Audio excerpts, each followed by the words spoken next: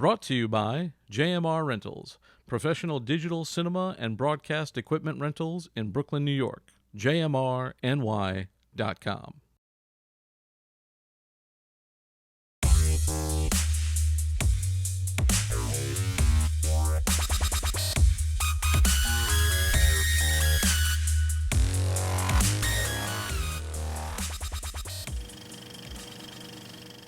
Hello and welcome to No Rest for the Weekend. I'm Jason Godbey, and today on the program, we're talking movies and series, reviews and recommendations, and later we'll be giving you our most anticipated films still to come in 2022. And to help me do that, joining me via Zoom, we got two of my favorite film critics, No Rest for the Weekend's old Maribeth Thueson and MrActuallyPaid.com himself, William Hammon. Welcome, guys. Thanks, Jason. It's great to be back. So glad to have you guys. We haven't done this before. This is our first throuple, so to speak. But it should be fun. So we have a lot to talk about. So I want to get right to it. We'll start with Maribeth. Let's give us your first movie review / recommendation. Definitely the best film I've seen so far this year is Everything, Everywhere, All at Once. It is astonishing and dazzlingly original and just a wild trip. It's crazy, it's insane, it's also very funny, very touching, and it's something that everybody can relate to. It stars the wonderful Michelle Yeoh. It threatens to spin out of control, but Michelle Yeoh really is anchoring it, and she's wonderful in it. And she stars as just an average middle-aged woman. Her family owns a laundromat. She has problems with her husband. She has problems with her father. She has problems with her daughter. On top of that, they're getting audited by the IRS. And everybody has family problems, money problems, work problems. Everybody's life is more boring, than they want it to be. So it's a very relatable character. It's one that we don't see very often as the main character. Usually a character like this one is a supporting character we don't get to know very well, but she is great. And it's impossible almost to tell you what happens, but as she's going to her tax audit with her husband and her father, and by the way, the tax auditor is a terrific Jamie Lee Curtis. Her character's name is Deidre Bobidra. All of a sudden, strange things start to happen. And Evelyn Wong is the character's name. Evelyn starts seeing strange things, and strange things start happening. And it turns out that she gets told that there's a monster that's coming to destroy the universe, and only she can save the universe. And then she starts jumping between different universes. Marvel isn't the only one having fun with the multiverse, but this is so much more creative than that. And in one universe, she is a version of the real Michelle Yeoh. She is a glamorous movie star of Kung Fu films. In another one, she's a chef. In another one, there's a universe where everybody has hot dogs for fingers. It just goes on and on and on, and it's terrific. In fact, there's one scene, it's so frenetic. Oh, and there's great action scenes too. And it gets so frenetic that all of a sudden, it goes to a crescendo, and then there's one scene that's absolutely silent. And it's one of the funniest scenes in the movie. It's just wonderful. I highly recommend it. Don't try to figure it out. It works on several levels, as both you can take it as everything that happens to her is real. You can take it to as everything that happens to her is in her imagination. You can take it as a metaphor for her various things in her life. It works on so many different levels. Just don't try to figure out, go with it, just have fun. It sounds pretty awesome. We actually talked about it when it premiered. I think it was at South by Southwest. I mentioned it on the news episode and ran the trailer because it just looked bonkers. I haven't seen it yet, but I do want to. Bill, what you got for us? Yeah, I'm going to echo Maribeth here. This is by leaps and bounds the best film I've seen so far this year. This is the type of movie, Everything, Everywhere, All at Once. This is the type of movie that shows you the potential of cinema and how it evolves. This is the reason we go to movies. I mean, you have an absolutely stellar cast. Michelle Yeoh should just have certified badass written on her business cards. You have James Hong, Ki Hai Kwan, better known as Jonathan Ki Kwan from the 80s. He was Short Round and Data from Goonies. Now he's an adult in his first role in like 20 years, and he knocks it out of the park. Jenny Slate has a fun supporting role. Jamie Lee Curtis is game for everything. The daughter, Joy, she's played by a relative newcomer named Stephanie Sue. Originally was going to be Aquafina, but she had to duck out due to scheduling conflicts, and I can't imagine how much of a serendipitous turn this was, because Stephanie Sue should become an overnight sensation because of this. Yeah, it's bonkers. It's completely out of left field. You're going to basically laugh your keister off for 2 solid hours, broken up only by a sense of awe at the action sequences. I mean, the production values are off the charts here. The costume design, the makeup, the cinematography, the editing, the ambient score by Sun Lux, all of this, that's your brief respites from all of the laughter. And then for the final 20 minutes, you are going to get all of the feels. You are going to catch every emotion possible. And it just, even if you're prepared for it, it just gobsmacks you. The 2 directors who did this, they're referred to as the Daniels, Dan Kwan and Daniel Scheinert. They've only had one other major motion picture, and that was the vastly underrated Swiss Army Man from about 6 years ago with Daniel Radcliffe, underrated gem. But they started out doing music videos, and if you want a primer for their visual style, 2 of their music videos are really good choices for you here. A Shins song from 2012 called Simple Song kind of has the same motif of like things exploding in the background while a very slow narrative takes place in the fore. And another one, while I absolutely despise the song, I even put it in air quotes because I don't think it qualifies as music, but DJ Snake's Turned Down for What? That video is basically the short film proof of concept for this film. It really is. Normally I give out my first A of the year around this time, late March, early April, as we're recording this, but I honestly don't know how you can top this. We still got at least 8 more months this year. I don't know how this can be topped.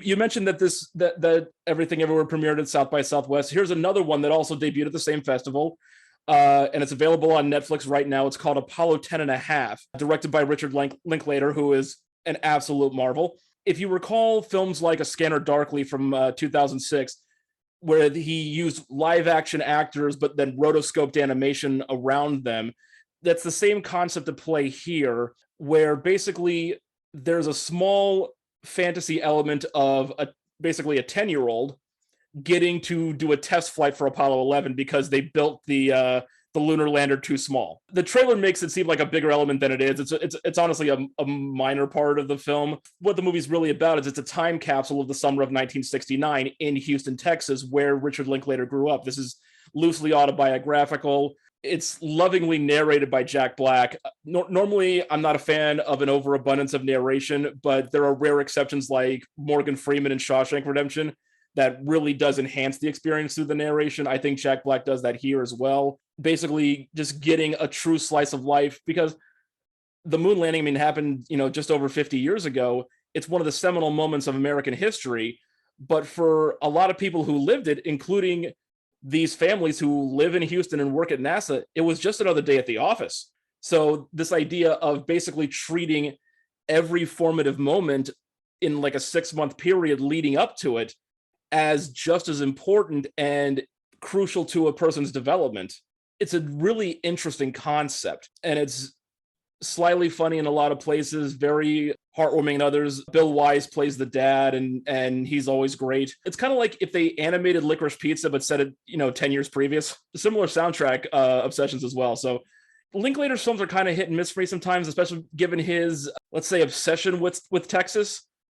But here it's truly poignant and germane to the story. And again, this is his Belfast. This is his deeply personal childhood story that's tweaked ever so slightly for a more entertaining angle. And again, I love A Scanner Darkly. I love that whole idea of doing rotoscope animation over live actors. So I think this is another entry in that little mini subgenre he has that really works well. My first recommendation, and I just finished watching, like the last episode of it, and it's really a kind of a slow burn type of thing, but it's worth it. So my first recommendation is Severance on Apple TV Plus. It stars Adam Scott, John Turturro, Patricia Arquette, Christopher Walken. It's got a really great, solid cast. Everybody is really, really good. It's got this very sort of high concept sci-fi premise where we're in a time that doesn't feel like this time but doesn't quite feel like the past. Like it could be a sort of a combination between 2022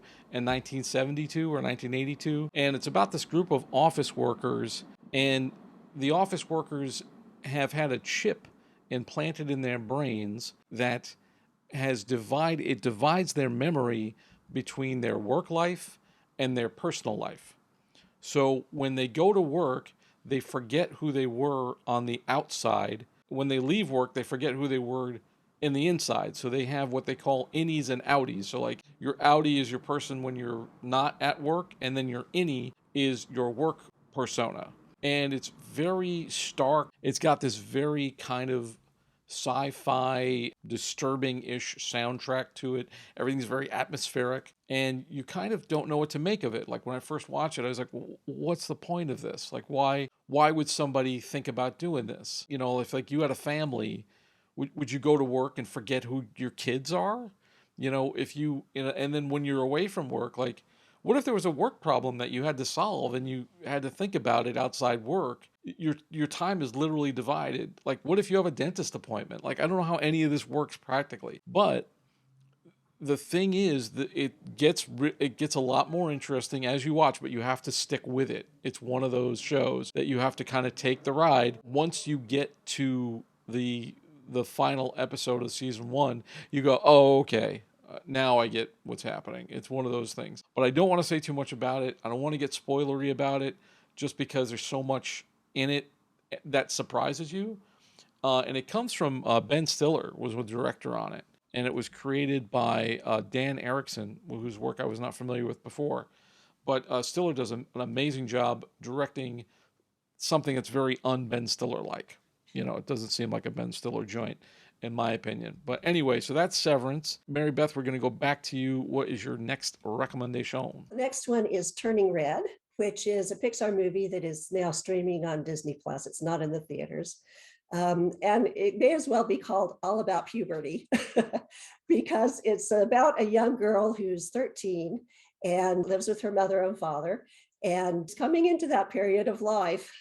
And I must say that there is a bit of frank talk about her having her first period, which is a little surprising in a Disney film. So it's not for the little kids. If you're a parent and you've already had the talk, let them watch it because it's really wonderful. It goes through all of the turmoil that happens at that age and what happens with her, which she finds out was sort of a curse of the women in her family, is that whenever she feels a strong emotion, she turns into this gigantic furry red panda. And what are you at 13 but strong emotions? So it happens at all the most inopportune moments. The solution is that there's a ritual they do during a blood moon in which the panda part of them is separated from the human part of them and encased in some type of jewelry. And thereafter, they are not bothered by the wild panda part and it can continue on being, good little women and good little girls. However, what happens with this girl, and her name is Mei Lin, she's played by Rosalie Chang, and her mother is played wonderfully as a voice actor, of course, by Sandra Oh. Well, the relationship so far has been really close, and she's been the ideal daughter. When this starts to happen to her, she suddenly gets rebellious ideas. But she's afraid of disappointing her mother. And then it turns out the mother has problems with her mother. And yes, grandma does show up eventually. And it's just wonderful, all that mother-daughter tension. And the panda really is just a metaphor for the normal things that teens do when they start to separate from their parents and when friends become more important. But it gets everything right. There's a couple of moments when the girl is so embarrassed, once by something she's done, but once by something her mother's done in front of the other kids. And I've never seen a movie that portrays that type of embarrassment visually so well. There's alarms going off and the strobe lights and the close-up of her face, and she's sweating and her face is red. And it just brings back those moments when you just wanted to die and sink into the floor. It's just so evocative. And I have to say, this movie was written by women and it was directed by a woman. And while anybody who has gone through puberty is going to get it, it's really wonderful about the way that girls go through that time of life, and has a really satisfying ending to where she decides, she's figured out how to control her panda, and she eventually decides that she wants to keep it, which I thought was great. So anyway, it was very, very touching, made me cry a couple of times. And if you have Disney Plus, I really recommend watching it. I saw a couple of reviews for it and it looked interesting. And, Pixar for me has been a little bit hit or miss lately. Some of the stuff I like, some of the stuff I don't like. I didn't get the last one I saw from them, but this looks promising. I have two more series recommendations that I'll do quickly, and then because we're getting there on time, we'll go into our anticipated films. For some reason, I don't know why, I've just been like on a steady diet of sci-fi, but another that I really liked was Raised by Wolves on HBO Max. Ridley Scott was involved in the development and as a producer. It comes from Aaron Guzikowski, and it stars people that I haven't really seen before. They may have done other television. Amanda Collin is in it, and Abubakar Salim. They play characters called Mother and Father. The season starts out, first episode, we crash land on an alien planet with these two people that turn out to be androids. And one of them she has this like biological mechanism, and she's given these embryos to grow and raise on this foreign planet. And you see them eventually the kids, they become kids. We spend years with them on the planet after a while. It is so hard sci-fi that I've not really seen on television before. And it's everything, the concept is everything, production design, the effects, the costume, the acting is really, really strong. There's a lot of themes. Ridley Scott loves his religious themes, so there's a lot of stuff in there with serpents and fertility and little Jesus-y stuff here and there, but there's a lot of motherhood and fatherhood stuff in there. And it's but it's so something you've never seen before, and part of it is because of where they shot it. It takes place in Africa. It takes place on a foreign planet that's Kepler something. It's extrapolated from, I think the Kepler planets were discovered by a guy called Kepler, and they're theoretical places where humans could live. So they take this real scientific premise, but they chose to shoot it in parts of Africa that look completely alien, that have really different trees. The day and night look so different. The weather looks so different. And then, we encounter some alien beings.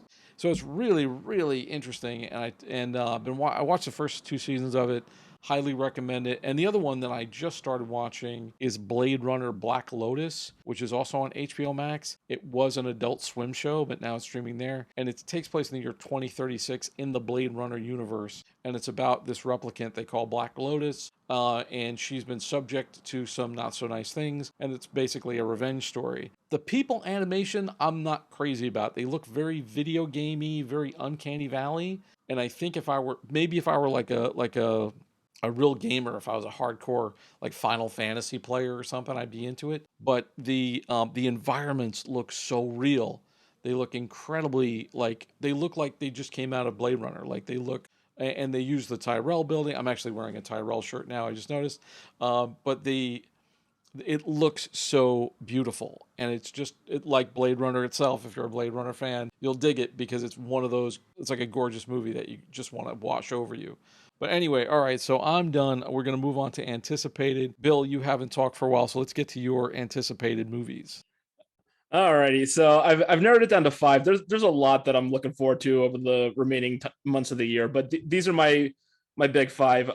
In June, The Black Phone starring Ethan Hawke is finally going to be released. It was supposed to come out in January and then again in February, but it got pushed all the way back. It debuted, I believe, at Toronto last September, where every critic who saw it loved it. It currently sits at 100% on Rotten Tomatoes. It's kind of a horror thriller about a guy who kidnaps children and the ghosts of said children help the living one attempt to escape. It looks like a lot of fun.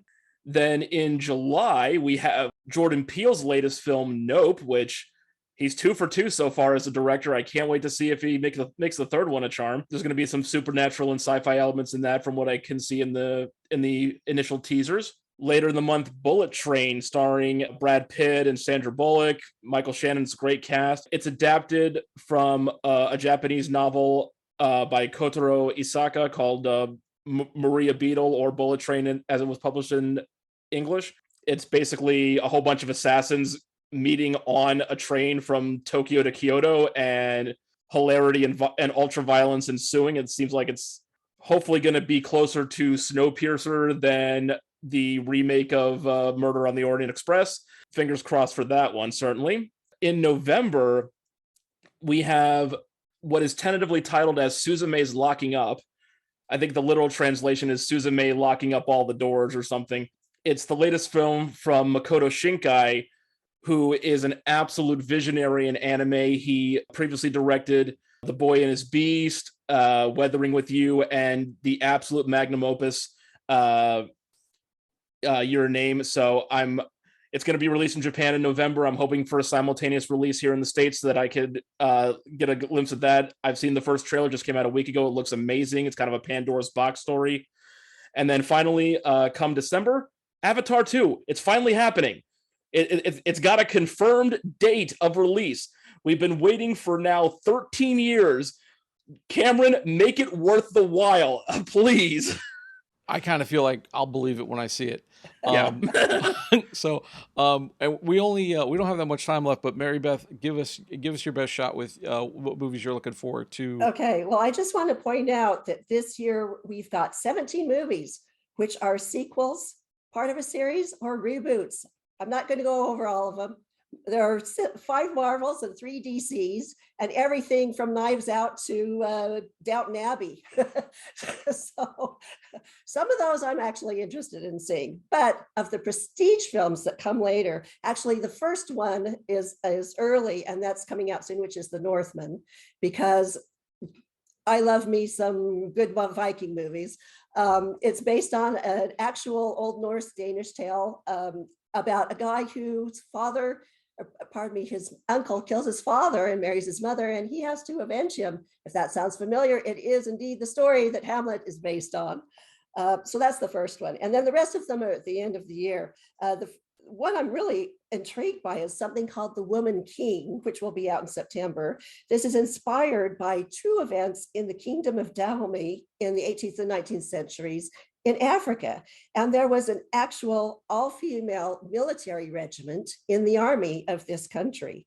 I have no idea what the plot is, but that sounds like a great premise to me. And it stars, Viola Davis, which is also great, and John Boyega and Lashana Lynch. So I'm looking forward to that one. Also, November 23rd, The Fabelmans. This is an autobiographical movie based on Steven Spielberg's childhood, kind of like Belfast was for Kenneth Branagh. So we'll see how that turns out. It's got Paul Dano, Michelle Williams, David Lynch, and Seth Rogen in the cast.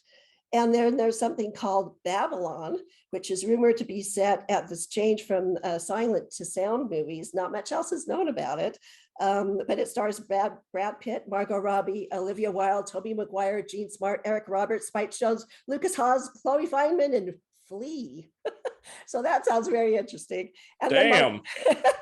And then the last one is one called Killers of the Flower Moon, which is based on murders of members of the Osage tribe in Oklahoma in the 1920s with the FBI investigating. This is a Martin Scorsese film and stars Jesse Plemons, Leonardo DiCaprio, Brendan Fraser, Robert De Niro, Barry Corbin, John Lithgow, and Tantu Cardinal. So that also sounds very intriguing to me. There's a few others too. So we'll see what happens with all these prestige pictures at the end of the year. I've got a couple of series that I'm looking forward to on Netflix.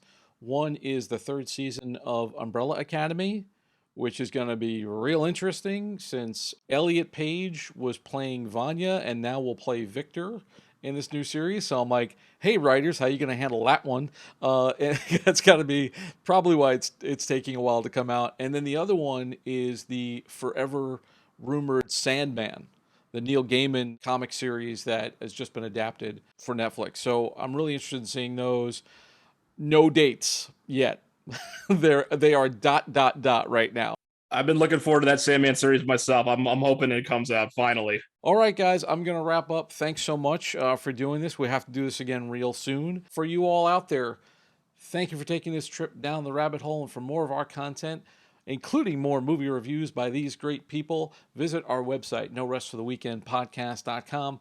Don't forget to like, rate, and subscribe on your favorite podcast app. And now you can find our video on Spotify as well and YouTube, youtube.com/getbehindtherabbit. Once again, I'd like to thank Maribeth Thueson and Bill Hammon for joining me and our sponsor, JMR Rentals. For Behind the Rabbit Productions, I'm Jason Godbey. Thanks for joining us. See you next time.